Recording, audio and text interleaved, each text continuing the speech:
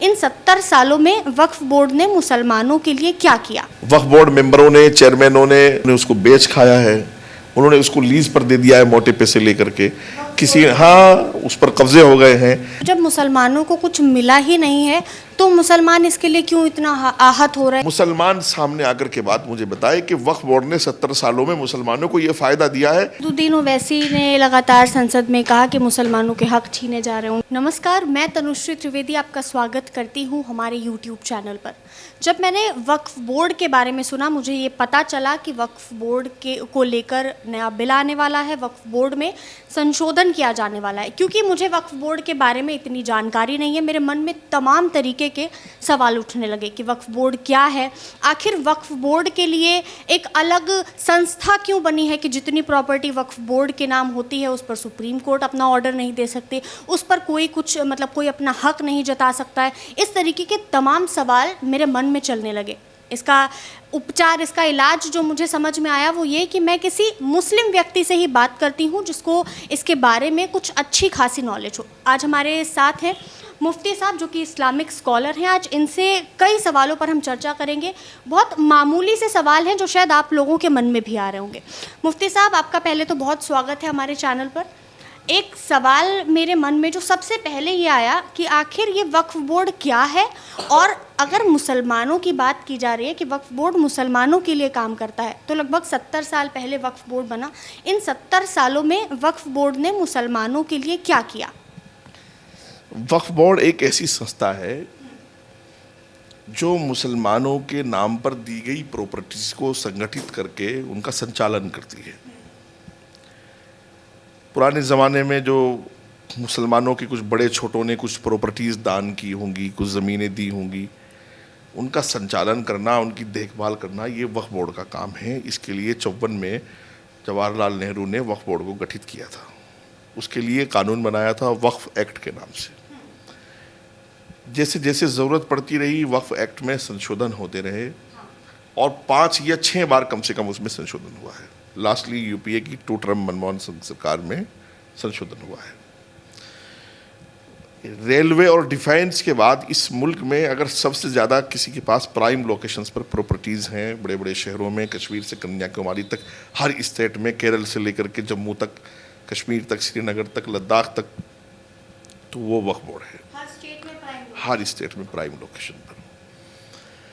अब पिछले 70 सालों में, चूंकि जब मैं किसी चीज़ को दान करता हूँ तो उसके पीछे एक मेरी नीयत ये होती है कि इस दान का फ़ायदा जिस चीज़ के लिए मैं दान कर रहा हूँ उसको होना चाहिए। मैं अगर वृद्ध आश्रम में कुछ फ्रूट दे रहा हूँ तो मेरी नीयत ये है कि मेरे वहाँ माता पिता तुल्य जैसे बुजुर्ग लोग जो हैं वो उनको मिल जाए।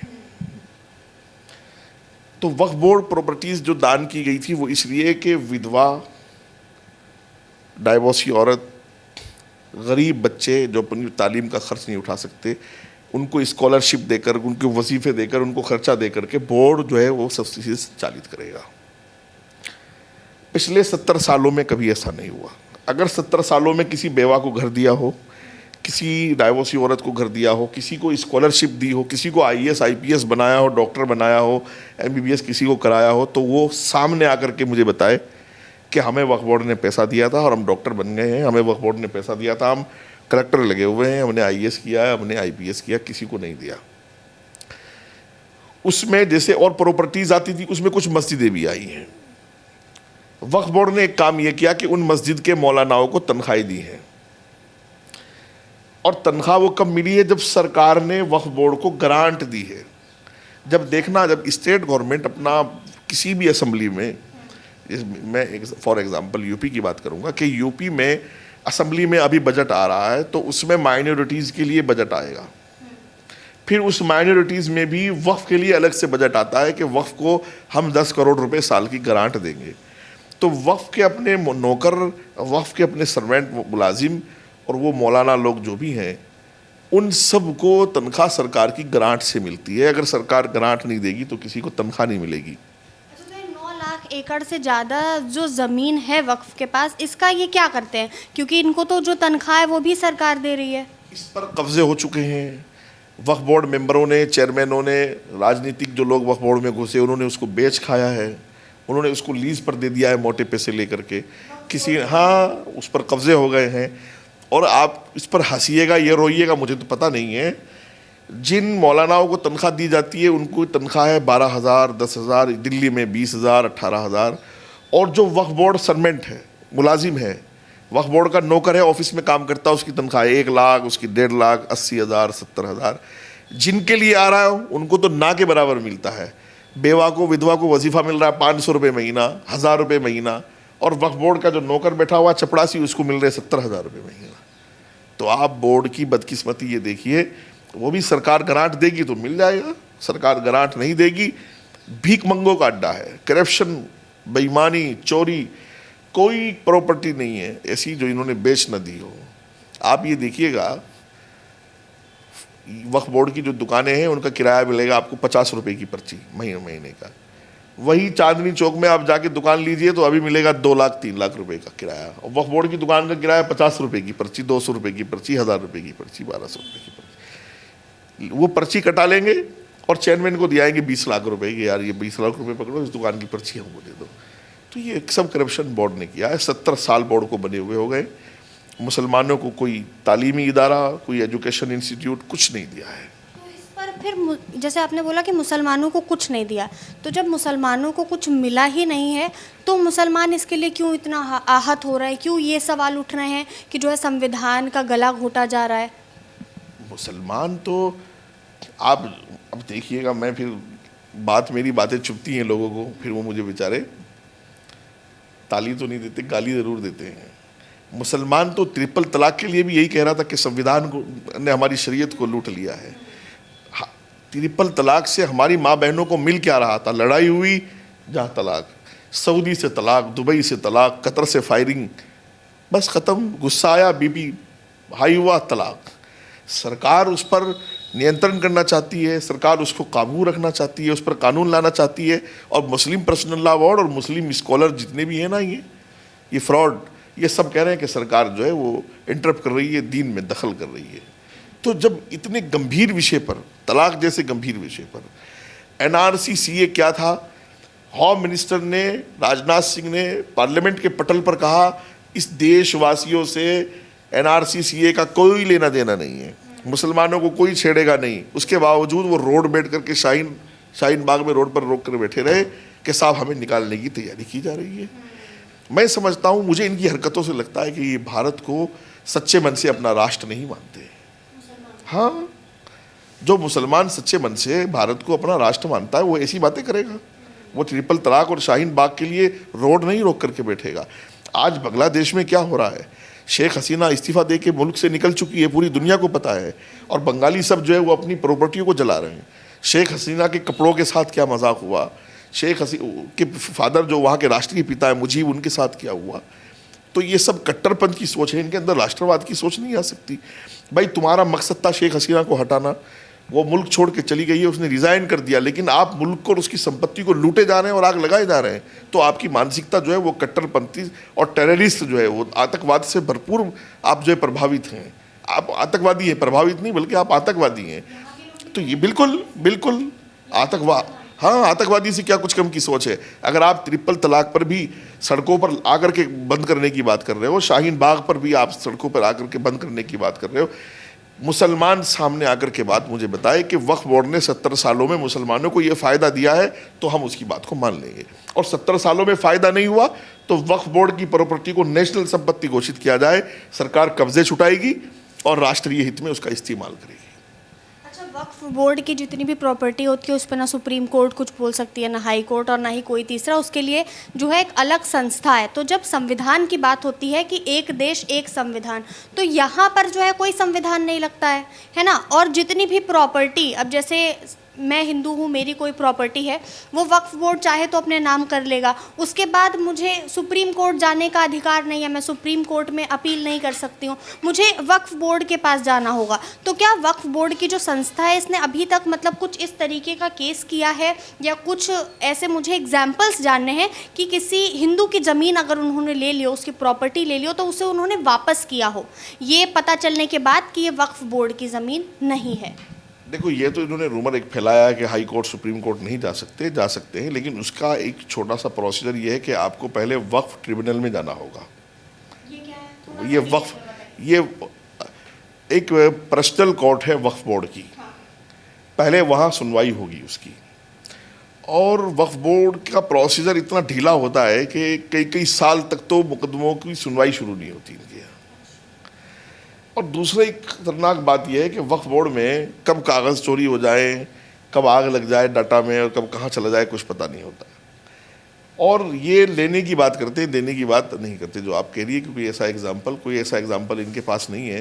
मतलब कभी किसी को कुछ दिया नहीं, सिर्फ 70 सालों में चेयरमैनों ने, सियासी पार्टियों ने, मौलानाओं ने, मुस्लिम पर्सनला ने बोर्ड को लूटा, और 4 लाख एकड़ से 9 लाख एकड़ हो गया लूटने के बाद। ये ऐसी पहली संस्था है जो लूटने के बाद दोगुनी हो गई है।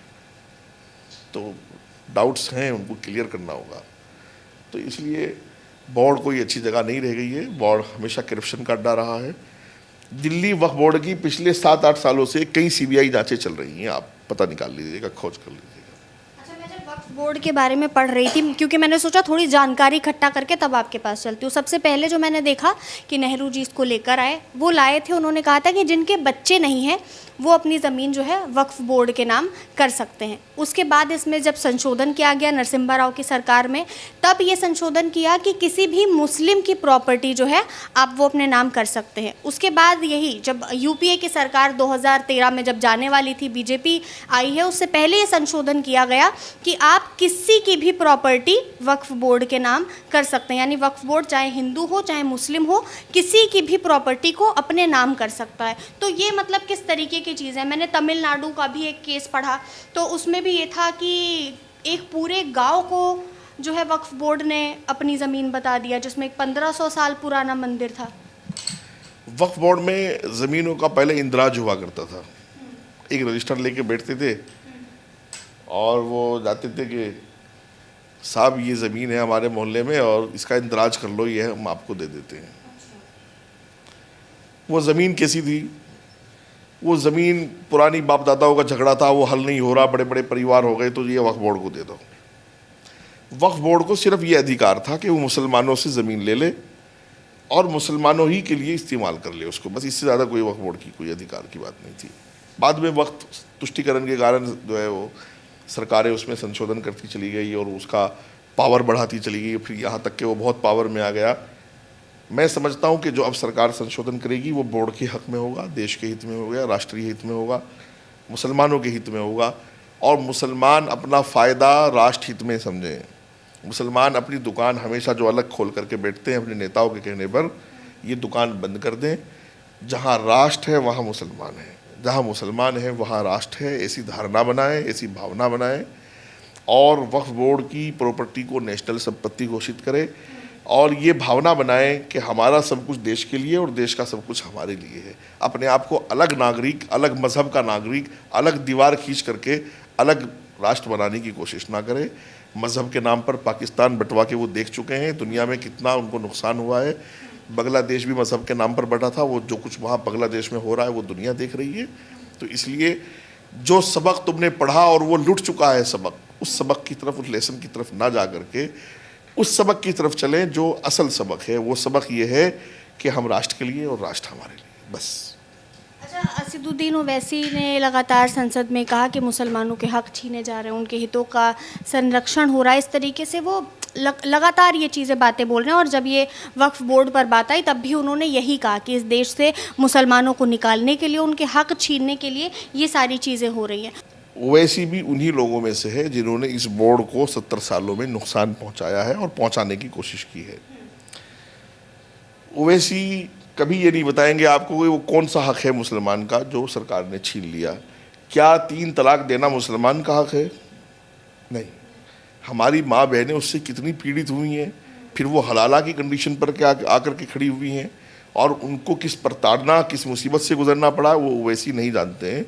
क्योंकि वो जिस शहर से आते हैं वहाँ 4 शादी करना आम बात है, वहाँ तलाक आम बात है, उनकी तहजीब में शामिल है ये बात। तो इसलिए मैं थोड़ा सा सख्त हूँ बोलने में, लेकिन ओवैसी को शर्म आनी चाहिए।